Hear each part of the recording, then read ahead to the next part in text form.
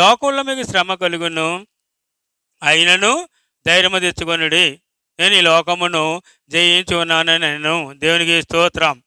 హల్లెలూయా. కాబట్టి ఈ లోకమును జయించిన ప్రేమ యేసుక్రీస్తు యందు విశ్వాసం ఉంచిన మరి మనము, ఆయన లోకాన్ని జయించాడంటే మనము కూడా లోకాన్ని జయించే వరకు మనం ఉండాలి. కాబట్టి పరలోకమందున్న రాసిన ప్రేమ యేసుక్రీస్తు ఈ భూమి మీద మనుషులుగా జన్మించి సులువు మరణం పొందిన విధేయ చూపించిన వాడే ఉండి సులువులో తన రక్తం సిందపజేసి ఆ రక్తం తన పాపమేత చేసిన ప్రేమ యేసుక్రీస్తు ఎలా అయితే కనుక ఆయన లోకాన్ని జయించారో అదే ప్రకారం ఆయన యందు విశ్వాసం ఉంచి ఆయన రక్తం నుంచి విమోచించబడిన మనము కూడా ఏం చేయాలంట? లోకాన్ని జయించిన వారికి ఉండాలి.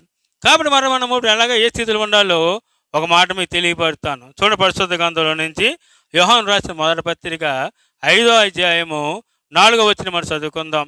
యోహాను రాసిన మొదటి పత్రిక 5వ అధ్యాయము 4